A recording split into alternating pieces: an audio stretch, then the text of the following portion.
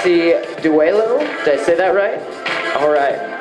She says, listen to the music of life. I hope you enjoy learning what I have to say as much as I did writing it. So everyone give a huge welcome to Chelsea Duelo.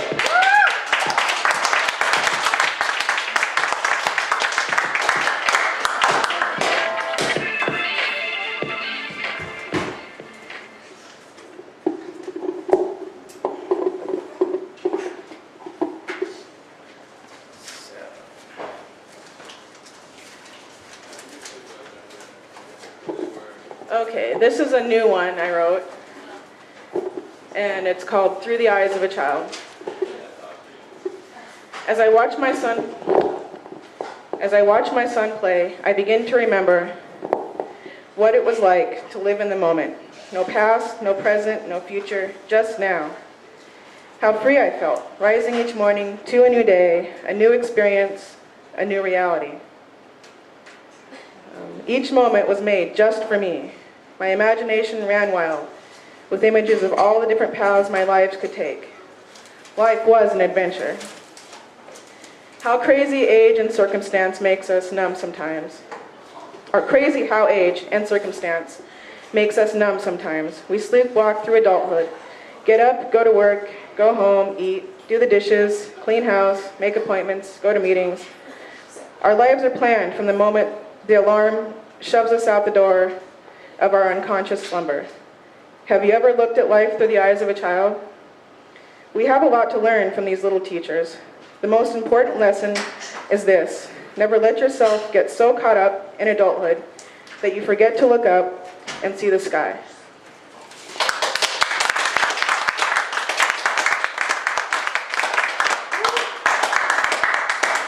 Okay, I have a really profound love for science, and so I've written a lot of poems about that. And this is a unique spin on the planet Earth. It's called Candy Jar. Tiny round balls of hard candy fill the glass jar sitting on my shelf. Red, yellow, blue, green. The whole spectrum of the rainbow is contained within this finite space that occupies my shelf. And it makes me feel so small, like a grain of sand that lies upon a vast beach. Just before I reach in to grab a piece, I try to count the pieces, but I find that it's impossible, like trying to count the number of atoms that construct the head of a pin. I find it hard to comprehend. How did all the different possibilities for existence come into being out of a single explosion billions of light years ago in the darkness of space? And here we are, like candy in the jar. We occupy a finite globe that spins in the infinite space that we call the universe. The whole of life and all it contains is packed like these tiny pieces of hard candy into this glass jar that we call Earth. As I grab a piece from the jar, I ask myself one question. Out of all the different candy jars spinning in space, is this the only one that is full?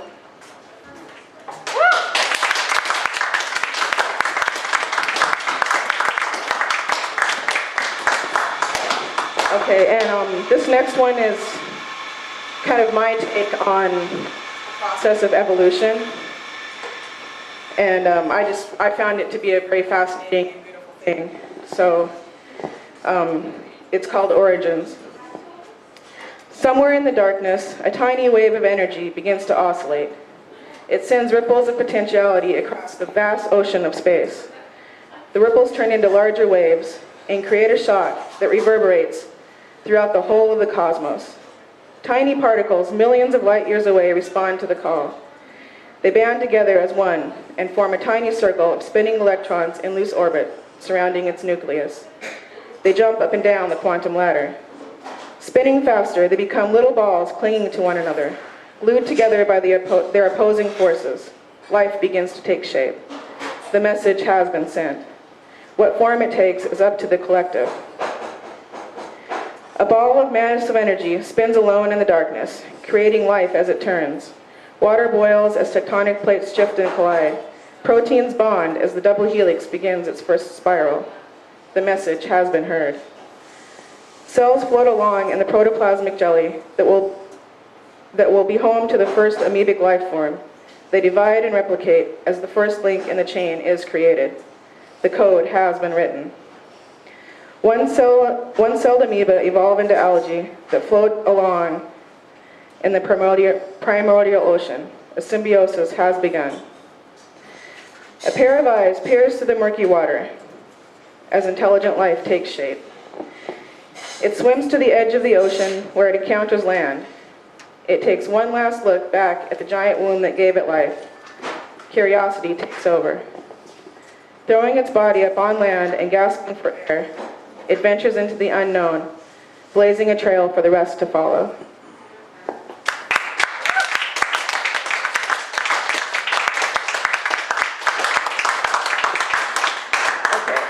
I have one more, and this is a revision of the one you just heard. I met with Leanne last week, and I'm going to try to do the poetry slam, and she said that I need to do more showing and less telling. So she really liked this one and asked me to revise it with more showing and a little less telling and make it, have a life of its own. So this is what I came up with. And I also love music a lot, so I tried to work that into this. And it's a work in progress. I'm probably going to revise it again, but here we go. Somewhere in the space between the void of nothingness and the beginning of a time, a tiny ball of energy starts to pulsate, like a lone drummer playing on an empty stage. Deep bass notes of potentiality shake the empty space beyond. Tiny particles millions of light years away dance to the beat. They come together as one electrified audience. Jumping up and down like excited fans, they become part of the beautiful music. Like dancers throwing themselves around in a circle to the beat of African drums. A ball of mass and energy spins alone in the darkness, creating the symphony of life as it turns. The building blocks of all that is come together like random musical notes to make one extraordinary masterpiece. The message has been heard. Cells dance around in the muddy water like tiny bugs skipping across a pond. They divide and replicate, creating the first link in the chain. Like the first note of a song, the code has been written. A pair of eyes peers through the murky water. Intelligent life is born. It swims to the edge of the ocean where it encounters land. It takes one last look at the giant womb that gave it life. Curiosity takes over. Throwing its body up on the land, it gasps for air like a fish out of water. It ventures into the unknown, blazing a trail for the rest to follow.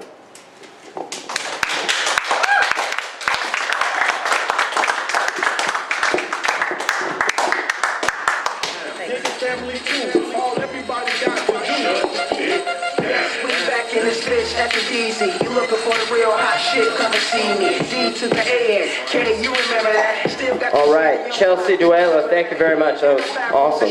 Science.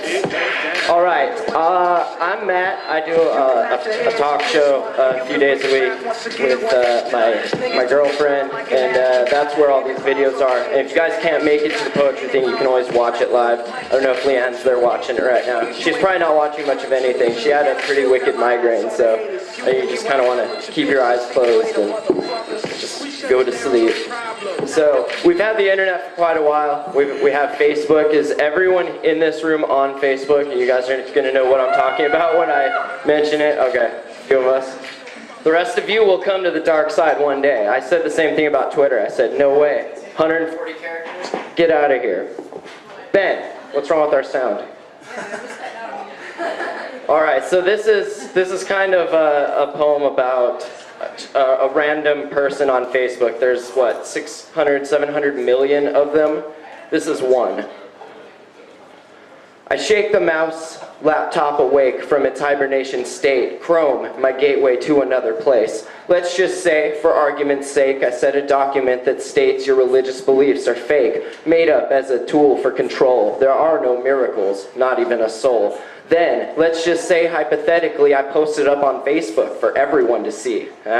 We can only go so far, sinking in reduction, before we need to foster smart thinking discussion. But first instructions for destruction, malfunction, all of a sudden blue screen, reboot, corruption.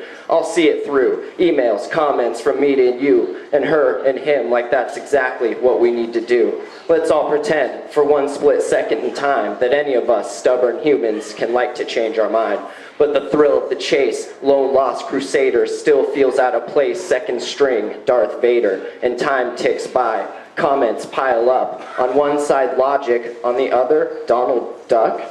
We say 2 topics, taboo to talk about at all, so I smear religion and politics on your Facebook wall. Sure, delete it, mark as spam, then try to figure out how this is all part of God's plan. I'm still a little bitter at all the wasted time, Jesus in my mind from preschool to grade 9. Don't worry about science, memorize this Bible verse. Sounds to me like another jealous, idle curse, as if people really need the 10 Commandments to keep everyone from killing you and me. I'm hungry for knowledge. As a matter of fact, I demand it. Why we don't all feel the same is beyond my little cabinet. So the moral of the story, don't be disgusted, discuss it, and let's do something positive before we're dust again. Thank you.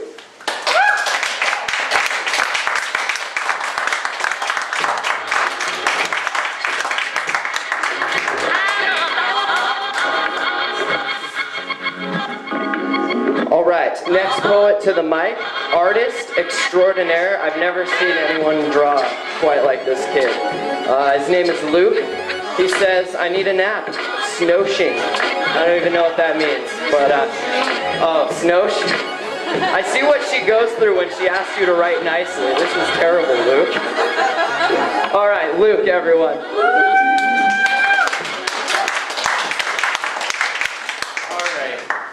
I'm going to start with something I kind of threw together this afternoon, starting with a piece of an old poem. It's called Writer's Block. Why do I write?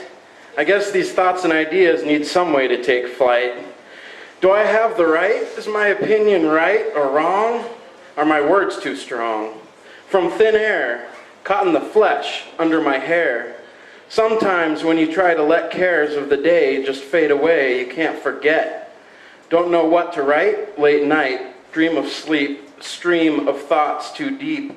Want to wake up in the morning when it's warm, inside and out. How old are these shoes? I feel like I made them yesterday. Building speed, keeping pace, got to stop to tie my shoelace. Space case. I took a walk around the writer's block, watched the critters in the trees, felt the breeze. A nest pumping in my chest, a little blue egg, a terrible tragedy, a victim of gravity. All that pain and hate and despair, crack it open, nothing but love and hope in there. No, you can't possibly quit it. Now get to the mic and spit it.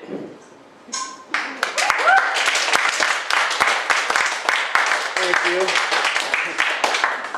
That being said, I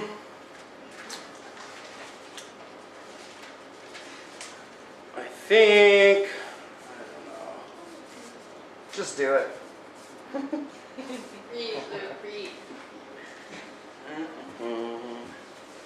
Mommy, look, it's a tsunami. Mother is angry, like the woman in a big blue earthbound shoe. So many children, she doesn't know what to do. Some have shoes, all have the blues. She yells, crushing the seashells by the seashore. Think deep, deeper than the sea, deeper than the birthplace of her tsunami. The ones with the guns swear they're not going to lose. Military is 10,000-year-old spoilt bully baby. Authorities overseas, mom's going to straighten out your priorities. Brought you to your knees. Your money-centered philosophies are atrocities. Shake your cities, unload your guns, take down your weapons, reallocate your funds. You need different kinds of weapons to win these wars. 100,000 guns loaded. Oh, is she here, Ma? Long ago, bombs already exploded. Kitty litter, babysitter, porta potty. Missing rhyming word. In the Middle East, Mother Earth's yeast infection, driving me home in the snow again. Don't know when my engine's gonna blow, but it's gonna blow again. 100,000 vessels in the asphalt circulatory system in towns and cities screaming, show me them kitties. Metallic, phallic-shaped beasts running to consume and become the feast, screaming back to the meeting, back to the feeding, back to the breeding, back to make sure Mother Earth is bleeding into the gulf of a sea of emotion, natural mishap, trapped and alone, dying, miscommunicating over the cell phone, got it on vibrate, coming up from underground, no thanks, I don't need a loan, just want to hear a snake's dying death rattle moan. She's going to bring down the bank's towers onto your home, never alone. Nuclear meltdown in your hometown. We are all the same people, no superhero at ground zero, just children, afraid of radiation. Why'd you build them? Energy to run the prison. I think it was a mistake to make them. Oh, I'm sorry, I called you on vacation. I don't think she's going to put up with your behavior anymore. Thought you should know, Mom's going to let freedom ring. She's sad by the seashore. She's going to sing in a ring of fire.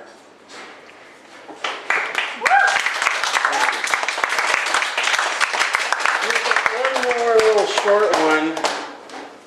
Got one more little short one. Did this before, it's like just a blues riff, but I added a few words to it and I think it made it a little cooler. Fred and Ted both bled red, unlike the good book said, which if they read, Fred wouldn't have hit Ted in the head and Ted wouldn't have shot Fred dead. Red stripes between the lines, red with the eye between the forehead. Sorry, Fred. Behind the forehead. All right, Luke, always interesting, thank you.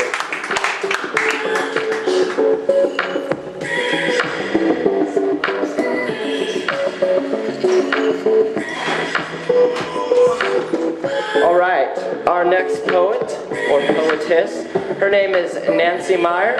She says she has written for many years on many subjects, and now she's ready to share. So, everyone, clap your hands for Nancy Meyer.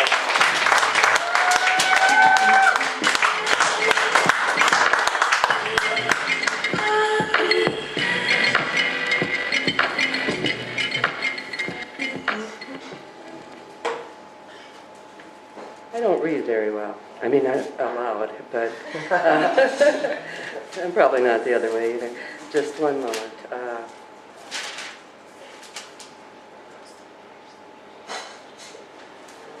Okay.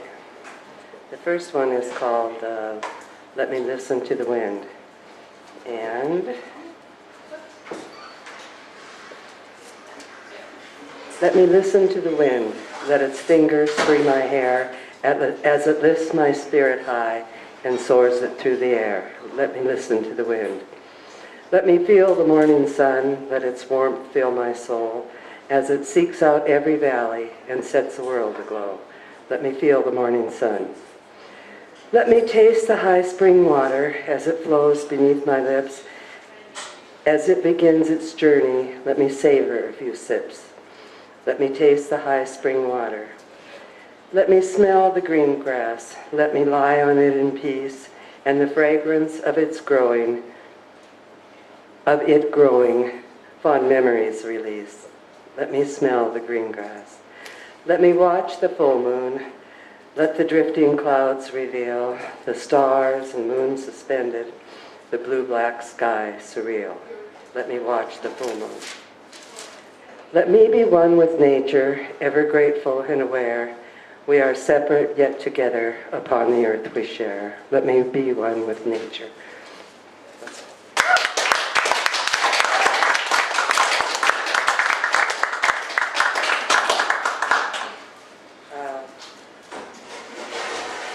My hands are shaking. One minute.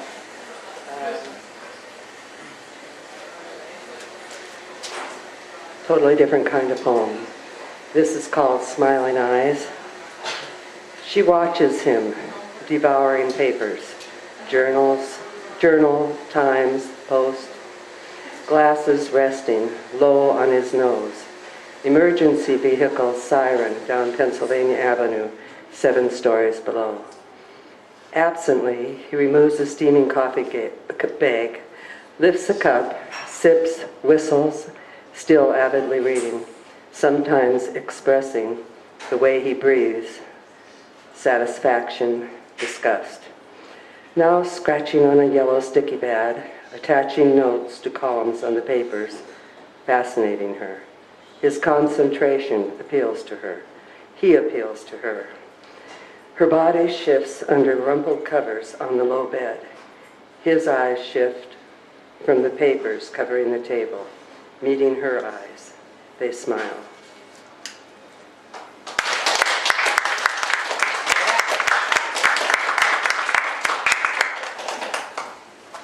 And there's one more, different subject entirely. This one is called Why. Wouldn't a child of 17, viewed by peers, teachers, family, happy, balanced, healthy, helpful, give a clue before or leave one after, blowing his brains out in his own special space? A cathedral of mourners ask why, inwardly shout, if only, and console each other, confirming nobody could have done anything differently to prevent the inevitable. So much support from every quarter for his dearest and closest and dearest, the why buried in mutual support.